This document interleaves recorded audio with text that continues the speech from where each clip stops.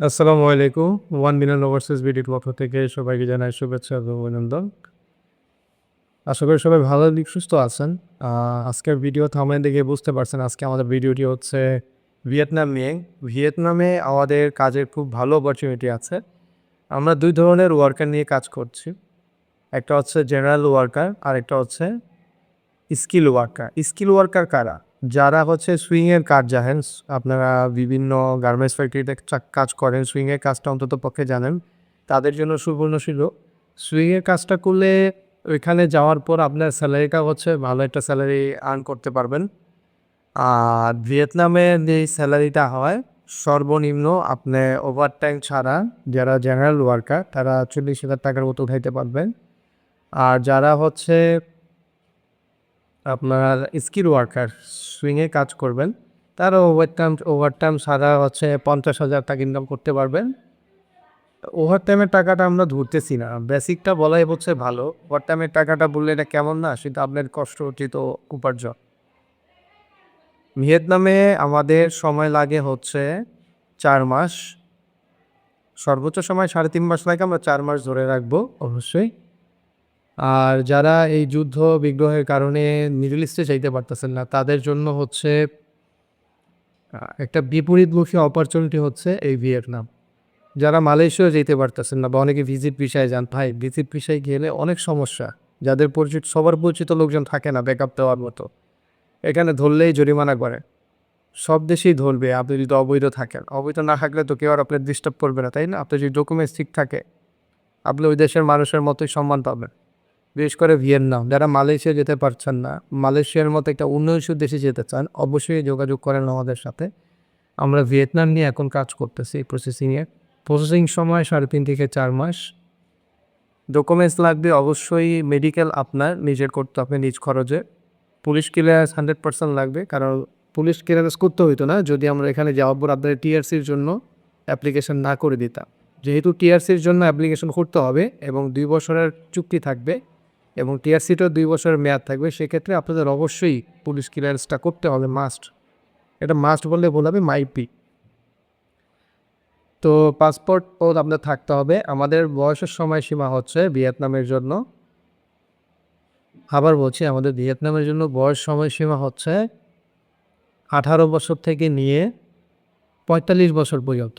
এর বেশি হলে আমরা কোনোভাবেই আমাদের সম্ভব না। হ্যাঁ, যদি আপনি স্কিলড ওয়ার্কার হন, সেক্ষেত্রে আপনার ৪৫-এর উপরও হইলেও ১-২ বছর বেশি হইলেও সমস্যা নেই। কিন্তু যারা জেনারেল ওয়ার্কার, তাদের বয়স সীমা হচ্ছে ২০ হইলে ভালো।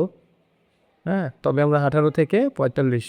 আবার বলছি, বয়স সীমা ১৮ থেকে ৪৫। ডকুমেন্টস লাগবে পাসপোর্ট, আপনার এনআইডি বাধ্যতামূলক না থাকলে হচ্ছে আপনার বার্থ সার্টিফিকেট, তাও যদি না থাকে আপনার হচ্ছে কম্পালসারি যেটা লাগবে, ছবি লাগবে।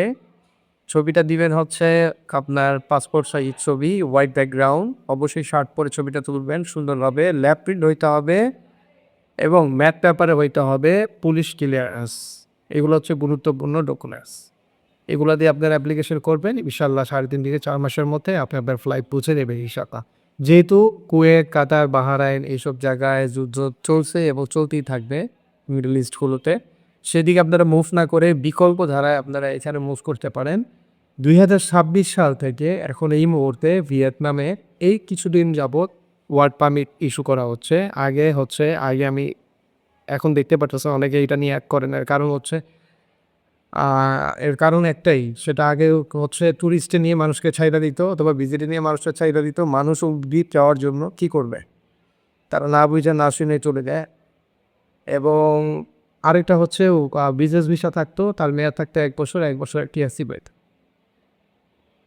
হোয়াটএভার, বাট আমার মাধ্যমে যারা যাবেন ইনশাল্লাহ কাজও পাবেন, বেতনও পাবেন ইনশাল্লাহ। কাজ অনেকেই করে কিন্তু পার্থক্য থাকে। পার্থক্য এইটাই থাকে যে কেউ বুঝায় কাজ করে আর কেউ না বুঝায় কাজ করে, আবার কেউ বুঝেও ফাইজলামি করে অধিক মুনাফার জন্য। অধিক মুনাফার দরকার নেই ভাই, আপনিও ভালো থাকেন, আমিও ভালো থাকি। এই হচ্ছে বাস্তব কথা। অনেকে বলবে ৫০, ৬০, ৭০,০০০ টাকা বেতন, ভাই এগুলো মিথ্যা কথা।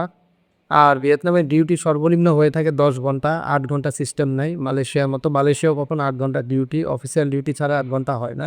সব ডিউটি ১০ থেকে ১২ ঘন্টা হয়। ভিয়েতনামে ১০ ঘন্টা হয়।